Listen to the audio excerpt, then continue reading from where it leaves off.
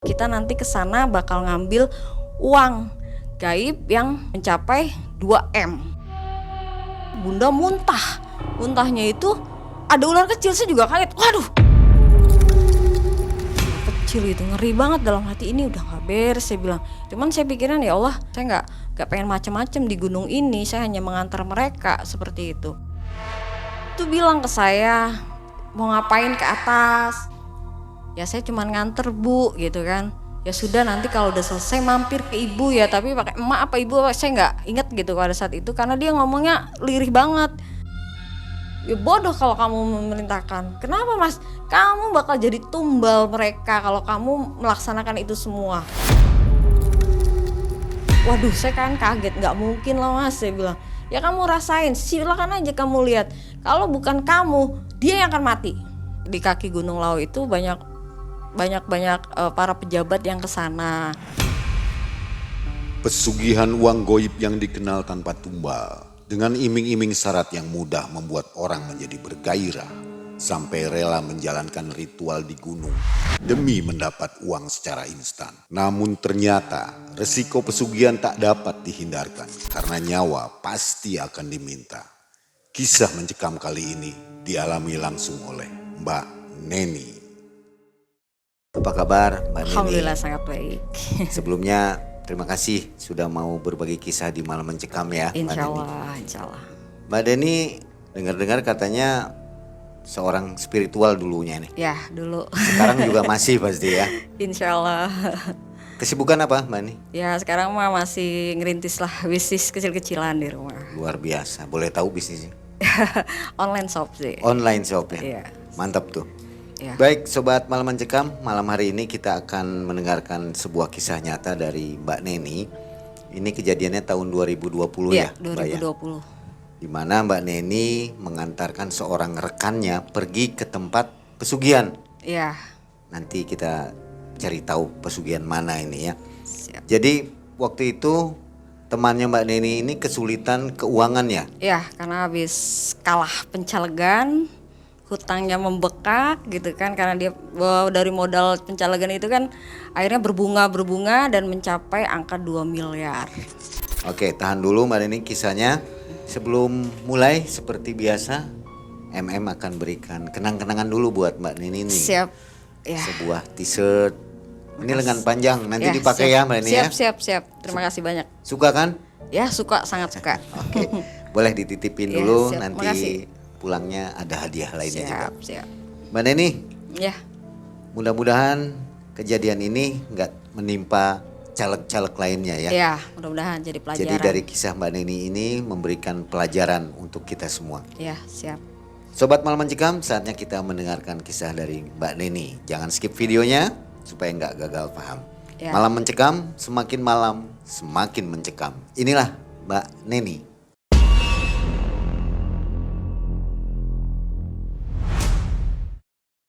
Gini loh kisahnya Bang. Iya, saya akan ceritakan kronologis kejadiannya. Pada saat itu kita memang lagi bermain di rumah teman kita, gitu, sebut saja Bunda, ya kan. Nah pada saat itu saya ngobrol-ngobrol, saya bawa temen nih. Nah datanglah teman saya. Nah si Bunda ini kaget ngeliat teman saya, sebutlah namanya Nawang. Kita ngobrol nih bertiga, bla bla bla bla.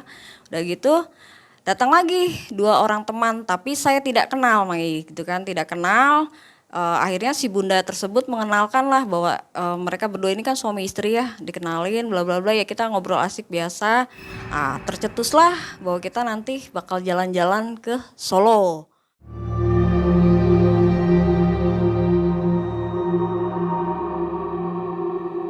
Ya karena kita nggak punya pikiran macam-macam, ya senang aja gitu diajakin, yuk Mbak kita main ke Solo, kita ke sana akan liburan gitu kan, karena di sana itu tempatnya indah di salah satu Gunung Lawu. Akhirnya si Bunda dengan menceritakan nanti akan ada waktunya kita ngobrol lebih lanjut karena ini udah malam. Akhirnya kita nutup dengan ya maksudnya ngobrol biasa aja, ngobrol ringan. Nah hari berikutnya kita kumpul lagi tuh Mai, kumpul lagi. Di situ di tempat Bunda juga dengan mereka yang kita udah kenal, Nawang pun ada. Nah kita ceritain lah bahwa sebenarnya mereka itu caleg yang gagal. dengan pencalegan kemarin dia meninggalkan hutang lah habis kampanye ya dari 1,2 menjadi 2M dan itu sudah masuk ranah hukum karena mungkin dituntut pembayaran. Si suaminya ini mungkin panik ya gimana caranya ini mengembalikan uang yang 2M gitu kan. Akhirnya hari berikutnya kejadian bahwa si bapak tersebut membawa peralatan untuk istilahnya katanya gitu yang disebut dengan uang gaib, uang yang bakal kita ambil. Saya juga nggak paham di situ kan, apa nih sebenarnya kan, cuman kata si bunda tersebut, Mbak kita nanti ke sana bakal ngambil uang gaib yang istilahnya nilainya mungkin bisa mencapai 2M, katanya seperti itu. Nah itu dia perlihatin Mbak, itu di sana ada 1 kotak uang rupiah. Kita akan ngambil di sana dengan nanti kita akan ada ritual yang ya bunda tersebut tidak bilang bahwa itu akan ritualnya akan tidak memakan ya, bahasanya makan korban, cuma nanti begini loh gitu. Akhirnya di hari berikutnya kita dijabarin nih karena si bapak ini sudah membawa salah satu syaratnya untuk mengambil uang tersebut, salah satu kris yang dari salah satu keraton di Jawa Tengah, itu krisnya Luk 5. Kris itu yang akan digunakan untuk ritual tersebut salah satunya. Setelah itu bunda ngasih lagi penjabarannya bahwa nanti akan di sana akan seperti ini dan seperti ini. Kita punya tugas masing-masing loh gitu kan. Ya udah akhirnya saya dan teman saya ya okehkan aja lah gitu kan. Toh kita nggak tahu juga seperti apa ritual di sana. Yang penting kan katanya nggak makan korban pada saat itu dia bilangnya seperti itu. Akhirnya si bunda mengasih tahu juga nih Mbak bawa ini. Nanti Mbak Nawang bawa ini, Mbak Cahaya, saya sebut Cahaya ya, Mbak Cahaya bawa ini dan si bapak ini saya sebut Pak Handoko. Pak Handoko seperti ini gitu. Disitulah dijabarin sama bunda dan hari berikutnya setelah pengen kita berangkat itu dikasih tahu juga. Nanti jalannya seperti ini ya. Nanti kalau di sana itu nanti akan ada sendang yang warna sendang 7. Kita akan mandi dari Curug 1 sampai ke 7. Di 7 itu nanti situ kita pamungkasnya di situ. Si bapak nanti perjalanan dari bawah sampai atas itu di depan sama si ibu gitu kan, dengan membawa kris yang dari keraton itu. Saya dikasih kunci pada saat itu. Nih Mbak nanti kuncinya, dan si Nawang itu dikasih 1 mutiara putih, pegang, nanti berjalan pun kita diatur sama bunda. Waktunya pun kita diatur, untuk pemberangkatan pun kita diatur. Nah, singkat ceritanya mulai perjalanan itu sudah ada apa ya, kayak halangan gitu.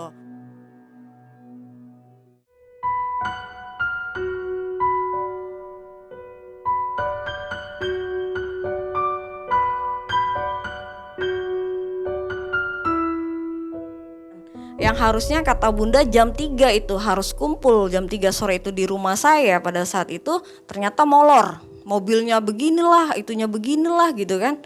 Akhirnya molor lah 1 jam. Sampai kita berangkat dari Cirebon tuh jam 4 sore. Kita tetap berangkat nih, padahal hati udah gak enak nih karena udah molor, udah banyak masalah ya menurutnya, karena si bapaknya sama si ibunya ini kayak berantem tapi diem-dieman gitu. Dari situ pun kita perjalanan tuh kayak gak mulus. Banyak sekali kendalanya gitu kan. Pada akhirnya di perjalanan itu kan akhirnya sore menjelang mau maghrib itu saya mah tidur di perjalanan. Saya tidur mojok karena kan mobilnya emang sempit ya, khusus cuma 5 orang gitu kan. Si bunda di tengah, si Nawang di sampingnya bunda, mereka berdua suami istri di depan. Pada saat itu saya pura-pura tidur lah. Mereka tuh ngomong macam-macam gitu loh. Wah ini mobil bau ini ya gitu, mobil bau ini ya, saya cuma dengerin aja. Udah rame gitu, terus bunda sempat ke ngoceh yang macem-macem gitu kan. Akhirnya ya saya sih cuekin aja lah gitu kan, tidur aja, pura-pura tidur lah gitu. Apalagi kan si istrinya bapak ini kan indigo gitu, menurut dia indigo.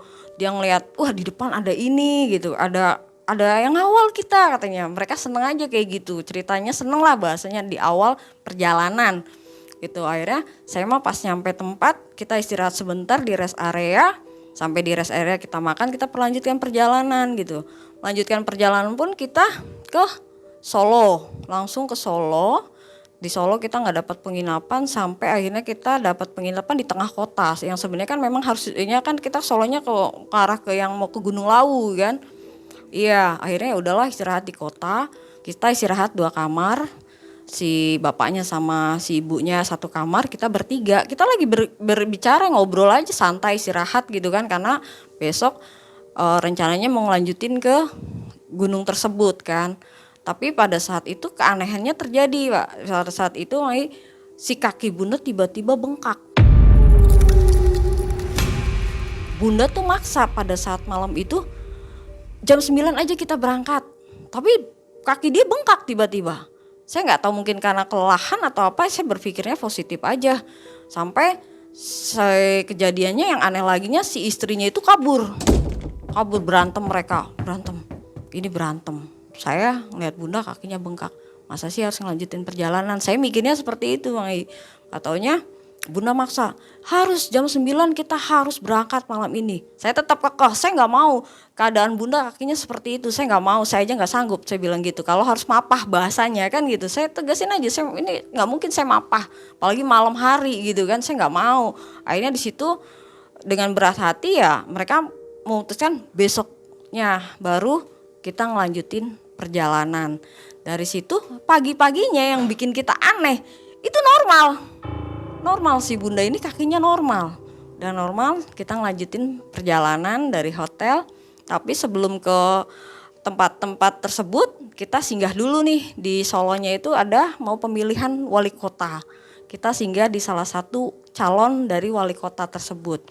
Kita ngobrol lah di situ karena apa, kita ngambil salah satu kuncennya gitu kan. Kuncennya yang nanti akan ikut kita ke atas gitu, nemenin kita ke atas.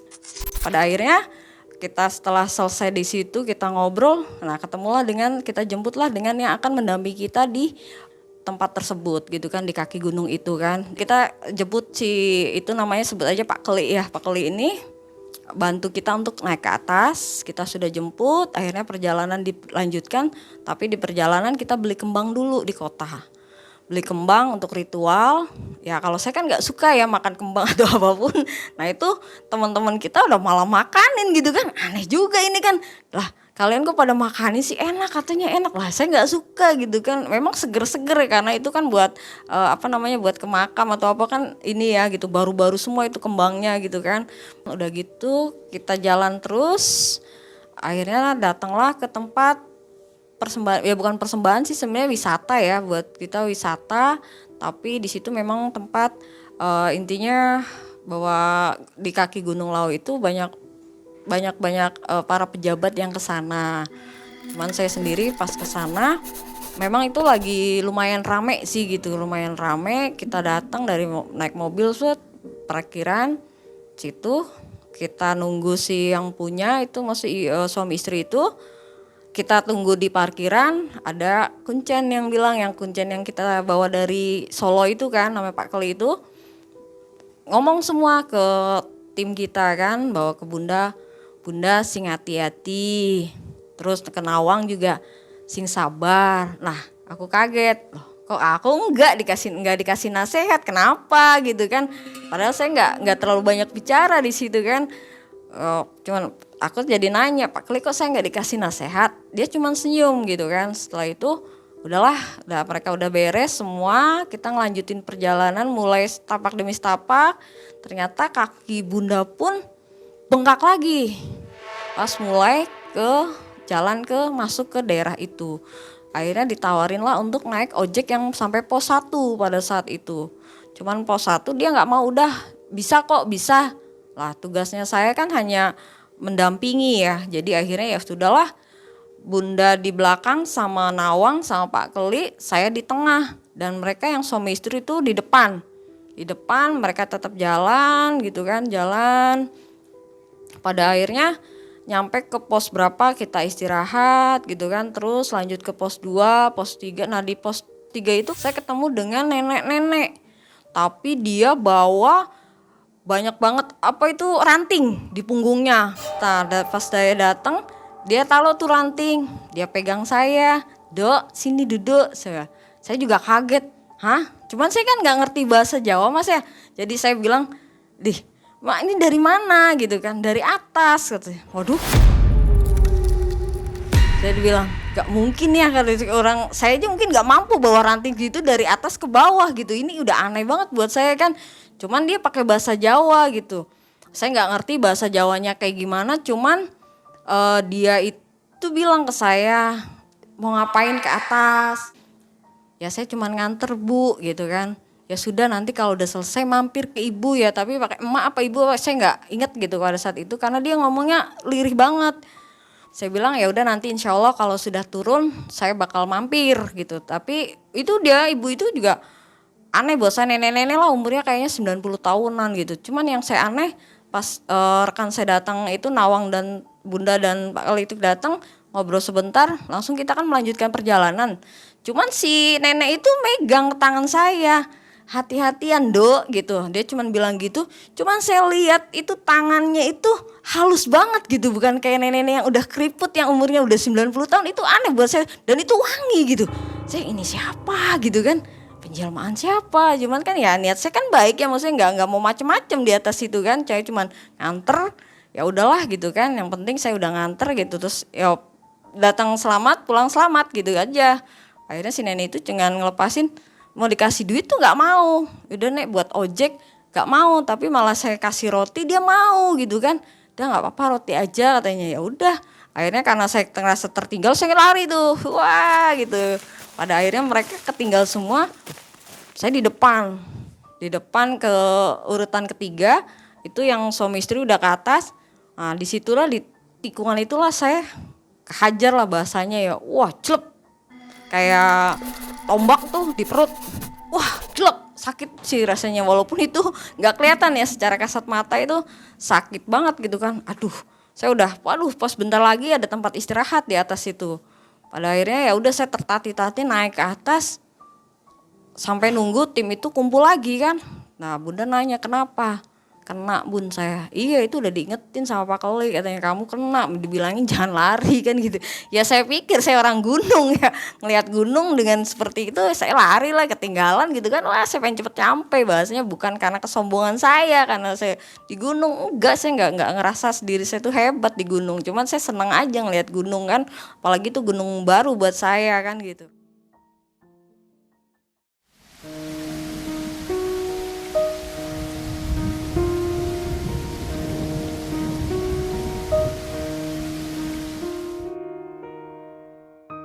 Setelah itu istirahat sejenak, kita ngobrol, ya biasalah gitu kan, melepas lelah di situ sambil makan mie sama air hangat segala macam. Kita ngelanjutin tuh perjalanan. Memang masih setengah lagi lah, menurutnya masih lama sih sebenarnya. Akhirnya kita dengan formasi yang baru, kita nggak terlalu jauh kan gitu, karena kan kaki Bunda masih bengkak. Jadi yang paling belakang itu kan Nawang, Bunda sama Pak Keli. Saya tetap di tengah, tapi karena tadinya saya kena, akhirnya saya ngikutkan mereka. Udahlah, ngikut gitu bareng gitu sampai ke pos berikutnya. Ada lagi tuh keanehan lagi. Kita disamper sama burung gagak. Ya saya pikir burung gagak adalah petunjuk buat kita kan. Padahal memang itu udah diarahkan untuk ke gunung itu, udah ada tapakannya gitu, nggak akan tersesat lah bahasanya gitu kan. Akhirnya kita berhenti di situ karena ada posko lagi, kita bakar dupa di situ, kita inilah sapalah bahasanya untuk penunggu situ, kita kasih kembang segala macem. Tapi karena ya udahlah kita nyantai karena kaki Bunda masih bengkak. Itu udah kita tahap demi tahap, akhirnya nyampe lah ke Sendang. Sendang itu hanya tinggal sedikit lagi ke puncak sebenarnya, tapi di Sendang itu Bunda sebenarnya udah nggak kuat. Bunda udah nggak kuat, minta balik. Tapi kan saya pikir loh ini kan baru separuh perjalanan Bun, kita kan belum kelar, maksudnya belum selesai. Gak mungkin dong kita balik lagi. Akhirnya kita istirahat dan disitulah Bunda muntah. Muntahnya itu ada ular kecil, saya juga kaget. Waduh, saya bilang ya Allah, saya bilang gitu. Itu keluar dari muntahannya dia gitu. Saya juga kaget loh, ular kecil gitu, ngeri banget dalam hati, ini udah gak beres saya bilang. Cuman saya pikiran ya Allah, saya minta perlindunganmu aja gitu kan. Ya Allah saya minta perlindungan gitu. Saya gak pengen macam-macam di gunung ini. Saya hanya mengantar mereka seperti itu. Akhirnya pada saat setelah Bunda muntah tetap melanjutkan ritual itu ke Sendang itu. Sendang itu ada 7 pancuran. Dan itu kita harus melewati mandi setiap 7 pancuran itu beberapa kali putaran, dan akhirnya memang di situ agak ramai juga ya karena banyak yang ritual juga di situ kan. Sampai akhirnya ya udahlah, kata Bunda, udahlah kita nanti sampai malam nih kalau kayak gini, kalau nunggu. Ya udah, akhirnya saya pakai sesuai dengan apa yang sudah dibicarakan di Cirebon kemarin, bahwa si Nawang megang mutiara, saya megang kunci, dan si Mbah Cahya ini megang kerisnya gitu kan. Di sendang yang terakhir itu, keris itu ditujlepin tapi dalam kondisi terbalik. Terbalik nanti akan diputar ke arah seperti kita membuka gitu kan. Tapi si Nawang juga di bawah, saya di atas kalau nggak salah itu untuk ngebuka. Pas di bawah itu saya kaget, kayak ada yang bisikin, loh kok ini ada kakang gitu kan. Kakang siapa gitu kan, kakang. Katanya di situ konon kan tempat moksanya Raja Brawijaya 5 ya, saya nggak tahu walau alam lah gitu kan, saya nggak mau ini. Nah itu ada bilang seperti itu, ngapain katanya di sini? Ya saya nggak tahu gitu, saya hanya disuruh sini, ya sudah nggak boleh apa-apa, nggak boleh ngambil hak orang lain katanya gitu ya. Sudah, karena itu punya beliau kan gitu. Akhirnya saya tidak sesuai diperintahkan, seharusnya benda itu saya tunjukin seperti ini, tapi saya giniin. Intinya penggagalan. Nah seperti itu.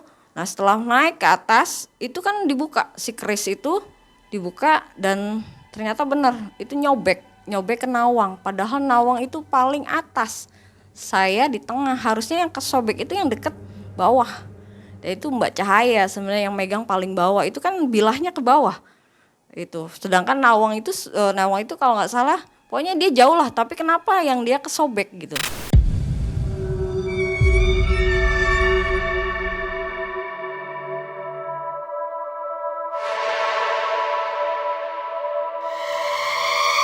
Udahlah, namanya kita ya hal aneh lah itu terjadi, diobatin selesai, udah selesai katanya, Kata Bunda udah selesai. Ya sudah, kita mandi beres selesai. Nah udah selesai, harusnya itu kan ke atas, cuman karena kondisi kaki Bunda masih bengkak, kita nggak ngelanjutin. Bunda mau turun di situ.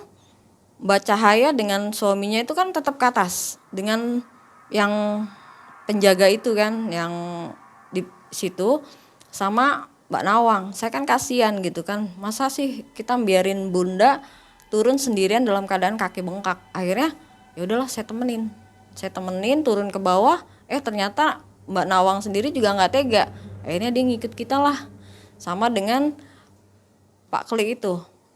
Kita turun ke bawah, ya udah Bun, hati-hati, kita pokoknya yang penting turun kalau bisa sebelum matahari terbenam, biar kita kelihatan jalan, karena dalam kondisi Bunda nih kaki bengkak gitu kan. Nah, kita turun, karena turun itu mulai malam karena kita bertahap ya, itu kan mau istilahnya bukan gendong sih bahasanya, apa itu ya, pokoknya kita mapah Bunda ke bawah gitu kan, satu tapak demi tapak, malam juga akhirnya kan. Nah di situ mulai dingin, itu nyerang semua ke kita. Pokoknya suasananya udah mencekam banget gitu tuh. Buat saya sih nggak khawatir ya, cuman yang saya khawatirin adalah kesehatan Bunda ini. Nyampe nggak kita ke bawah, kita aja udah ngerasa udah nggak enak nih suasana gitu kan.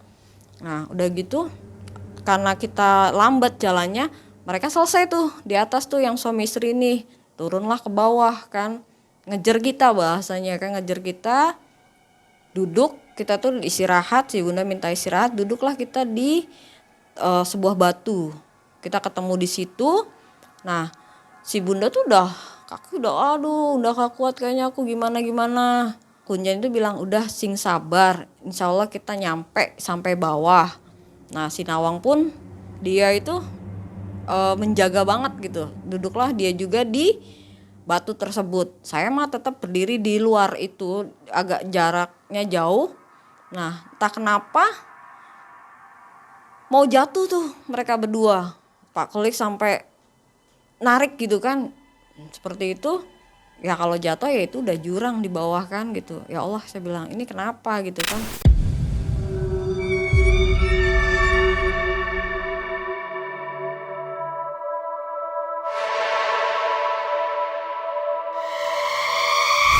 padahal itu batu lebar banget gitu. Kenapa bisa sampai mereka mau jatuh ke sana, kayak ada yang narik. Kata bunda aku, kok saya ada yang narik ya. Nah pas ke atas kita ngeliat itu seperti ada suara gending, kedengeran semua gending. Yang kayak mau nyambut kita datang gitu, ataupun mau jemput kita gitu tuh. Ngeri sih gitu dalam hati, waduh ini siapa gitu kan. Udah gitu kita ngelanjutin perjalanan, istirahat lagi, tertawa-tawa lah mereka gitu antara si suami istri ini. Saya nggak tahu ngertawain apa gitu kan, sampai si bunda tersebut tuh sakit hati, kok saya dalam keadaan begini mereka masih bisa loh ketawa-ketawa, ini kan demi mereka gitu, bahasa bunda kan seperti itu. Lah saya nggak tahu bun kenapa gitu kan. Pada akhirnya tetap kita melanjutkan perjalanan, udah bun bismillah aja kita bisa, udah santai aja, jangan sampai nyerah bahasanya, karena memang kakinya semakin bengkak, apalagi udah udara dingin kan di atas itu udah dingin, udah nggak karuan lah. Alhamdulillah sudah turun di posisi bawah ada ojek. Dari situ turunlah mereka berdua pakai ojek sama nawang saya, dengan mereka turun tetap pakai jalan kaki. Di sampai pos tersebut saya nggak nemuin tuh yang namanya nenek-nenek tadi yang nunggu kita. Ya aneh aja gitu kan, nenek-nenek siapa, cuman masih udahlah boro-boro mikirin seperti itu. Saya mikirin yang penting bunda bisa balik ke hotel istirahat, udah nggak usah mikirin yang macam-macam dulu kan gitu.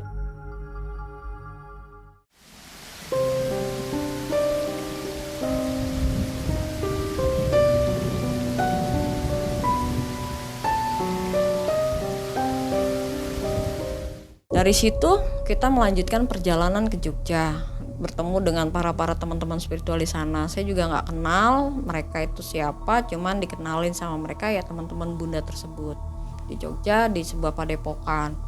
Dari situlah bunda tetap pengen melanjutkan ke Dieng, padahal sama temennya itu yang disebutnya dengan Romo itu tidak mengizinkan. Ngapain? Nah pada anehnya itu pas di padepokan sembuh kaki dia. Itu yang buat kita, kok ini penyakit apa gitu kan. Jadi gak ngerepotin kita tuh pada saat itu, karena pada saat itu dia masih bisa jalan lagi, dari turun dari mobil tuh bisa nyambut, sembuh lah gitu kan. Nah itu padahal udah diperingatin, ngapain ke Dieng gitu kan, udah pulang aja gitu. Tapi maksa si bunda ini, maksa untuk ke Dieng, lanjutin ke Dieng. Nah di perjalanan karena maksa, padahal saya juga mau istirahat, di Jogja istirahat dulu lah gitu kan, kita bisa main-main dulu lah gitu, namanya kita nggak punya pikiran macam-macam dan nggak punya misi apa-apa. Tapi bagi mereka yang mungkin bertiga ini sudah merencanakan dari awal pengen ngambil sesuatu dan kita nggak tahu hasilnya, tetap mereka maksa kita ke Dieng. Kita melanjutkan ke Dieng. Di Dieng itu kita malam hari ya nyampe, kita makan dulu, akhirnya nyampe ke Dieng makan. Di situ juga udah entah kenapa biasanya Dieng tuh ada yang 24 jam, tapi ternyata cuma beberapa hotel yang buka. Tapi tetap kita nggak di hotel itu, kita tetap ke tujuan awal di Candi Arjuno. Kita nggak lihat dulu kondisinya candi itu tutup atau buka ya, tapi pas kesana tuh tutup, benar-benar tutup. Tapi terpaksa lah si bunda tersebut ini. Ya saya beda pendapat pada saat itu, berantem lah secara ini kan, bahwa itu tutup bun, nggak bisa kita masuk, bisa paling besok pagi, nggak bisa harus malam ini ritual segala macam.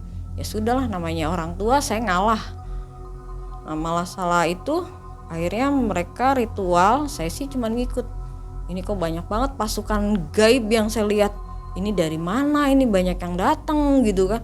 Banyak hal yang buat saya juga aneh gitu, ini makhluk dari mana gitu kan, banyak banget yang saya lihat lah. Udah gitu bunda tetap ritual, dia ritual sama suami istri ini, saya cuman diem aja, saya meditasi, saya lihat situasi, wah ini punya kita apa bukan gitu makhluk itu kan. Sosoknya ada yang pakai jubah-jubah gitulah, pokoknya ada yang putih, ada yang hitam, ada yang pakai adat Jawa juga gitu kan. Terus banyak pasukan yang pakai kendaraan kayak gajah gitu, saya juga nggak ngerti apa gitu kan. Banyak banget dari utara, selatan, pokoknya semua ngumpul di situ, nggak ngerti ada apa gitu. Selesai ritual, teman saya si Nawang ini tetap diem gitu, ada apa, saya kan plok, ayo udah selesai ritualnya, kamu ngapain? Enggak aja, saya suruh ke sana. Ngapain ke sana? Dia bilang, udah kita balik, ini udah malam gitu. Nah nggak sampai di situ, sampai akhirnya si bunda ngajak lagi ke telaga. Lah telaga, ngapain ke telaga malam-malam gitu kan? Tetap kita cari tuh, tetap kita ke sana ya. Namanya si yang dua ini udah punya rencana mungkin ke sana ya, mungkin udah tahu, kalau kita kan nggak dikasih tahu gitu kan. Ada apa di Dieng juga kan, cuman tujuannya kemarin tuh ke Solo doang gitu. Udah gitu jalanlah kita ke telaga. Telaga itu ya mungkin bagi orang itu bukan terlalu ini banget ya, sebutnya kita sebutin ya telaga itu. Kesana itu udah sepi banget, orang kita malam banget pas ke situ. Turun telaga, berhentilah mobil, cuman kita doang. Ada penjaga juga, dia jaga cuman buat ngalirin air ke, bukan sawah sih ya, dia lebih banyak ke kentang ya gitu kan. Mereka ngalir cuman satu orang di situ. Nah telaga itu tuh kita lihat tuh seperti kering, dari jarak jauh itu kering. Ternyata pas dideketin sama si ibu ini, yang suami istri itu, Ibu Cahaya ini, itu air mas gitu. Akhirnya saya kan narik dia, mau ngapain? Mau ke sana, itu kan air, kita nggak tahu kedalamannya. Saya tarik tuh kan, enggak itu kan kering air segituin. Sampai akhirnya saya tuh bawa aqua yang udah kosong botol, saya balangin kan, saya lemparin, gitu kan. Ternyata itu air.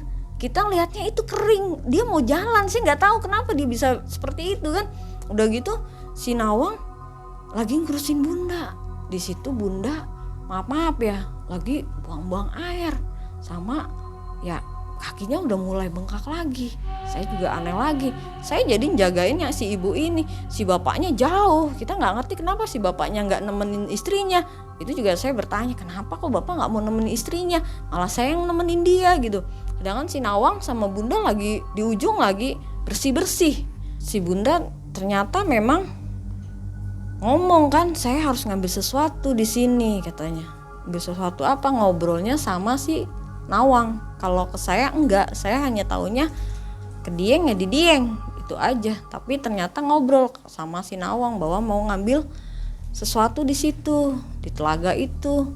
Padahal saya sih dapat bisikan pada saat itu, tolong dong ambilin mustika ini, gitu kan, mustika hitam.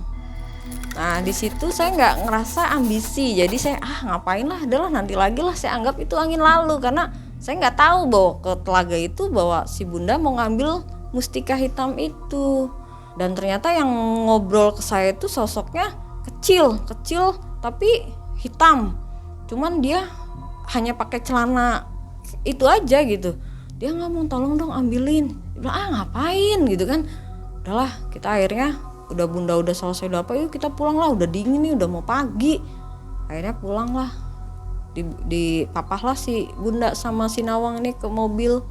Pulanglah kita dari Dieng itu pulang ke Jogja, dari Jogja pulang ke Cirebon. Nah singkat cerita, setelah lama udahlah selesai, saya nggak mau nih ada tangkut pautan lagi kan, udahlah habis. Buat saya itu sia-sia perjalanan.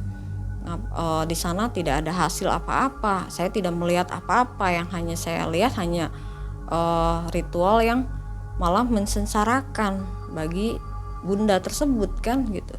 Kenapa sampai kejadiannya seperti itu, sampai dalam perjalanan tuh masih muntah dan buang air gitu. Sampai pulang ke Cirebon pun 7 hari pulang nyampe itu masih kondisinya seperti itu.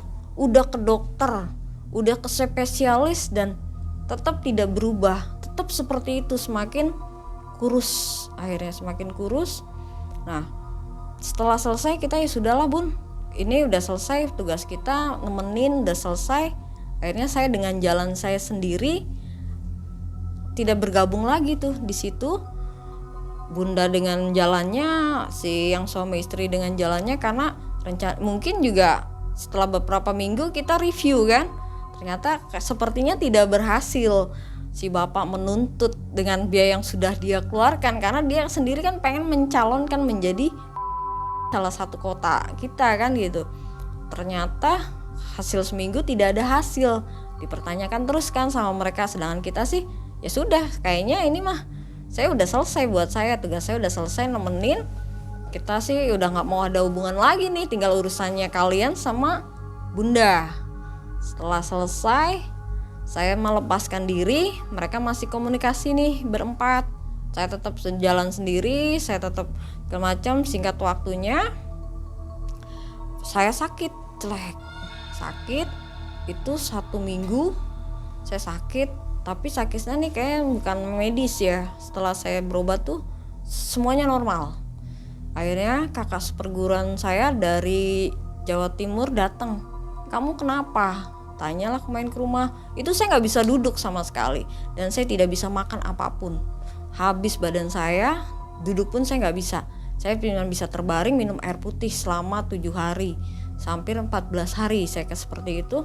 Akhirnya kakak seperguruan saya datang, dia tanya, kamu sakit apa? Saya dari jauh nggak bisa mantau kamu. Akhirnya saya datang, iya mas makasih banyak sudah nengokin. Saya bilang, kamu dari mana? Kakak seperguruan saya bilang, saya habis nganter ini. Saya tunjukkan semua foto bekas ke salah satu gunung tersebut kan. Wah gila kamu. Terus kamu gimana? Ya saya tidak melaksanakan apa sesuai yang mereka perintahkan. Ya bodoh kalau kamu memerintahkan. Kenapa mas? Kamu bakal jadi tumbal mereka kalau kamu melaksanakan itu semua. Waduh saya kan kaget, gak mungkin lah mas. Saya bilang, ya kamu rasain, silakan aja kamu lihat. Kalau bukan kamu, dia yang akan mati.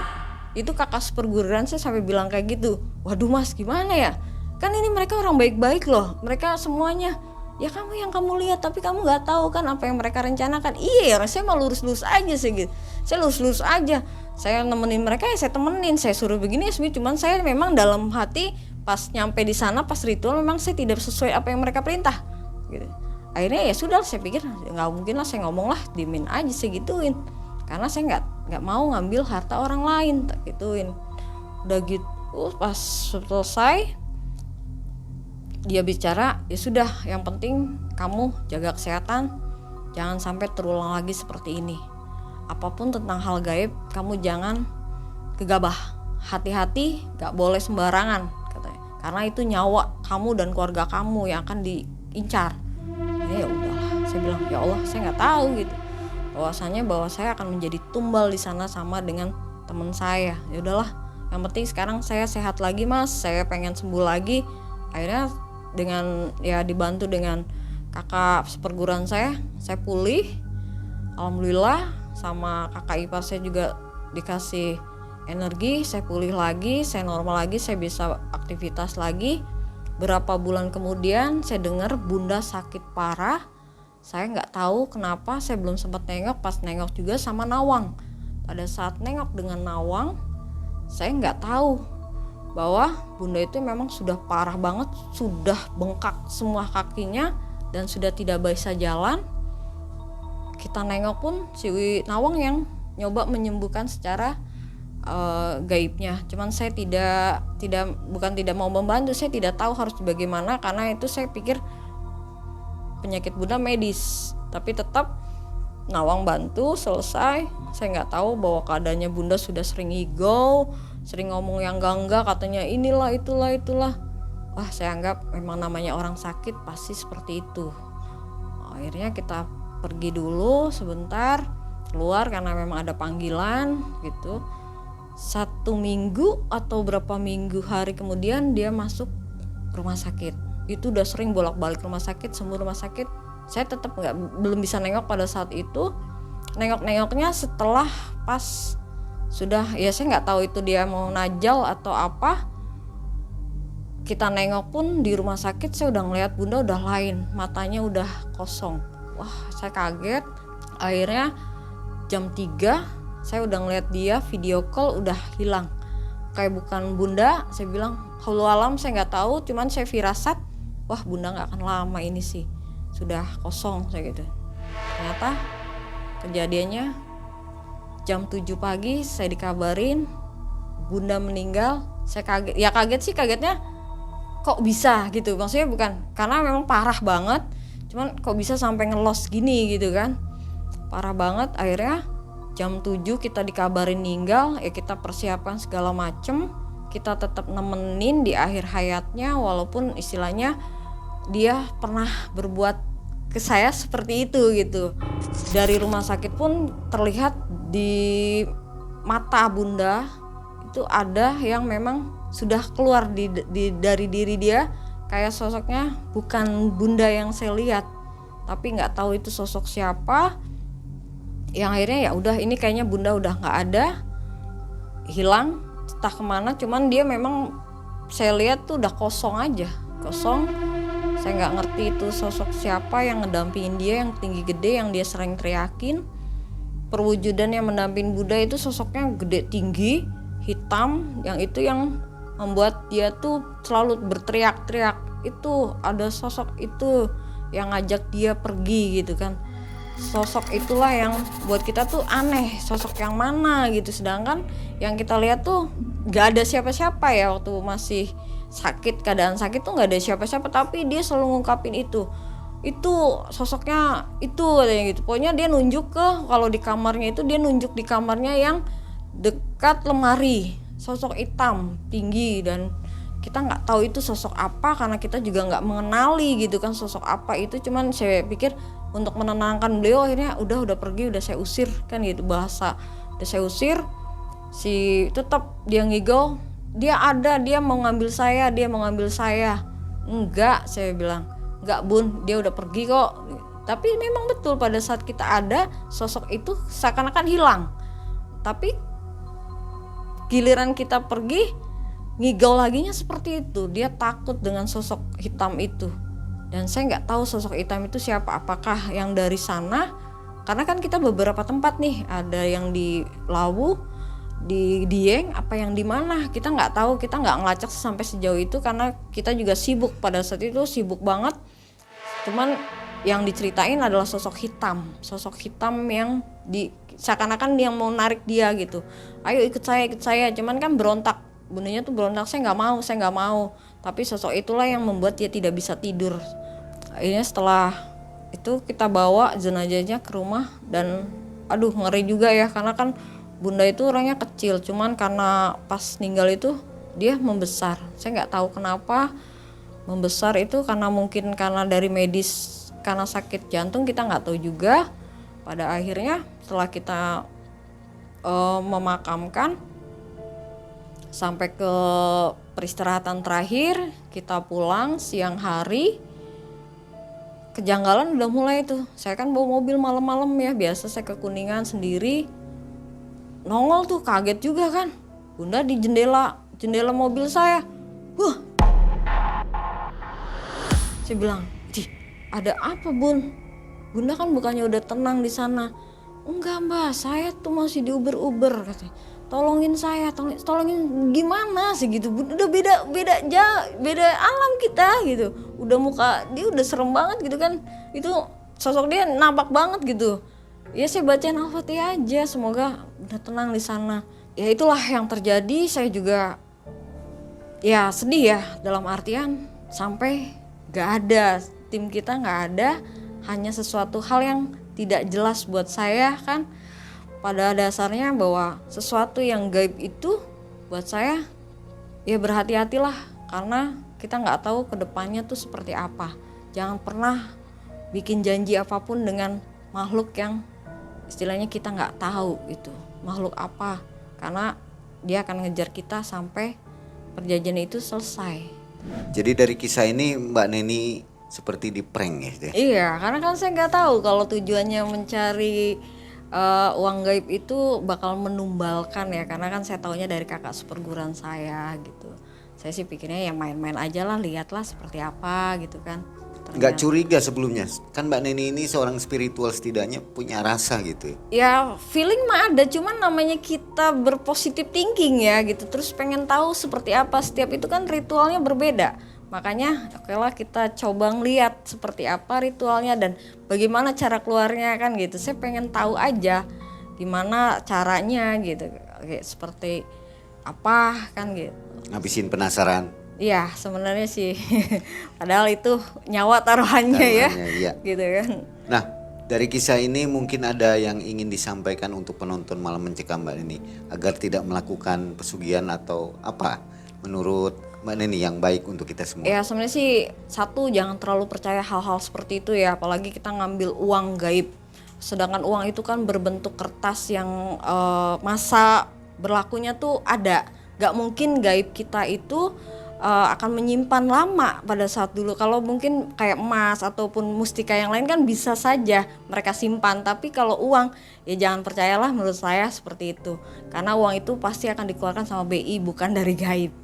Itu aja sih, pokoknya hati-hati untuk hal-hal pesugihan ataupun yang berkaitan dengan uang. Itu menurut saya nggak inilah gitu. Meskipun berhasil tumbal. Ya itu pasti ada nyawa yang akan dibayar sama orang terkasih kita, tersayang kita, itu pasti mereka minta.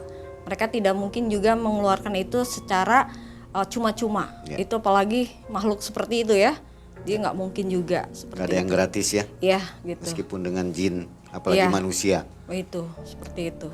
Sobat Malam Mencekam, silahkan ambil hikmah dari kisah Mbak Neni ini agar kita tidak terjerumus ke tempat atau dunia kelam seperti itu ya. Terima kasih Mbak Neni atas kisah ini. Ya, Akhirnya Mang Ai dan tim undur diri. Assalamualaikum warahmatullahi wabarakatuh.